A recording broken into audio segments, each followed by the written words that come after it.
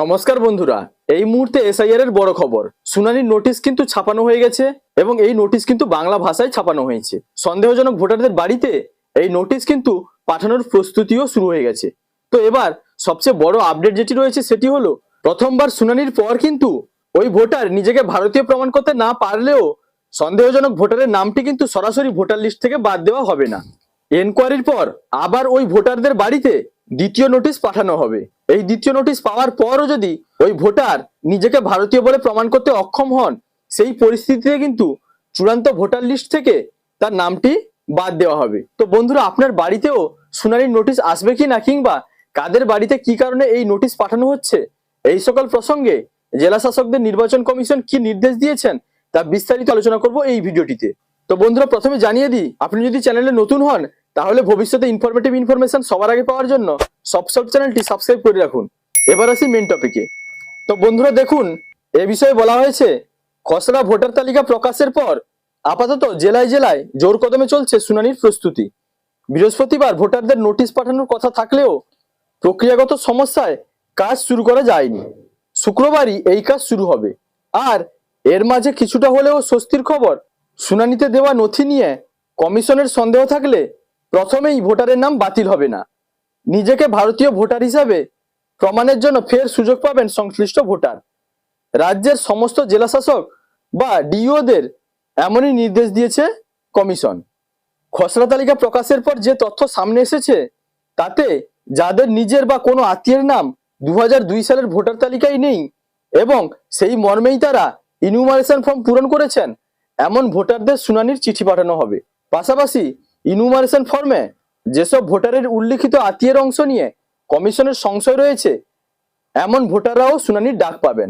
Notice পাওয়ার পর commission নির্ধারিত উপযুক্ত নথি পেশ করে নিজেকে ভারতীয় ভোটার হিসাবে প্রমাণ করতে হবে। আর এখানেই ভোটারদের দ্বিতীয় সুযোগ দিতে চাইছে কমিশন। অর্থাৎ বন্ধুরা, বুঝতে পারলেন, এখানে বলা হয়েছে প্রথমবার যে সমস্ত সন্দেহজনক ভোটারদের বাড়িতে শুনানির জন্য নোটিশ যাবে, উনাদের শুনানির পরও কিন্তু তিনি নিজেকে ভারতীয় প্রমাণ করতে না পারেন, তবুও কিন্তু উনার নামটি সরাসরি ভোটার লিস্ট থেকে বাদ দেওয়া হচ্ছে না। অর্থাৎ উনার বাড়িতে আবার দ্বিতীয়বার কিন্তু নোটিশ পাঠানো হবে। অর্থাৎ উনাকে দ্বিতীয়বার কিন্তু ভারতীয় হিসেবে প্রমাণ করার জন্য কমিশন সুযোগ দিচ্ছে। তারপরে দেখুন, জেলা শাসকদের পাঠানো নির্দেশিকায় কমিশন স্পষ্ট জানিয়েছে, শুনানিতে ডাক পাওয়া ভোটার যে নথি পেশ করবেন তা খতিয়ে দেখতে হবে ইআরওদের।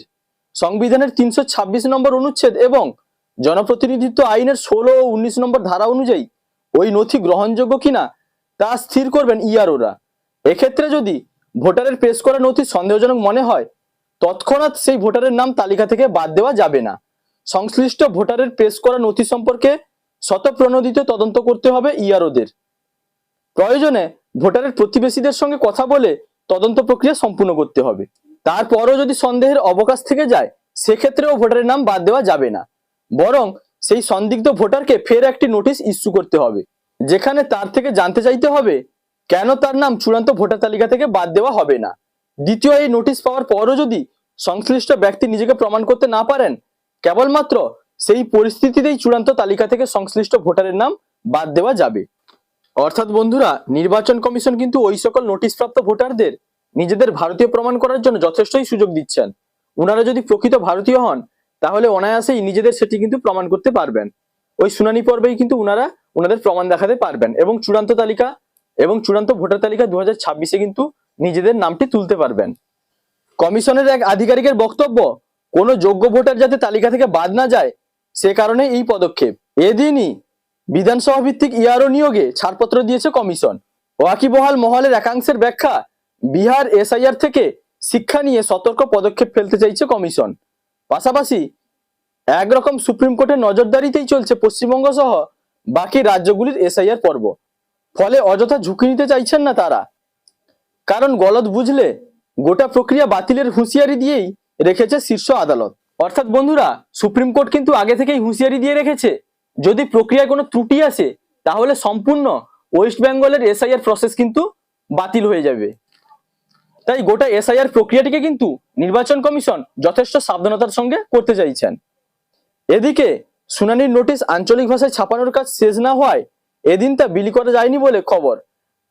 শুক্রবার থেকেই এই কাজ শুরু হবে। আর এর মধ্যেই শুরু হচ্ছে রাজ্য মুখ্য নির্বাচনী আধিকারিকের দপ্তর স্থানান্তরের কাজ। 13 নম্বর স্ট্যান্ড রোডের শিপিং হাউসের দ্বিতীয় ও তৃতীয় তলে সরে যাবে সিও অফিস। সে কারণে দপ্তরের নিরাপত্তায় কেন্দ্রীয় বাহিনী মোতায়েনের সিদ্ধান্ত নিয়েছে কমিশন।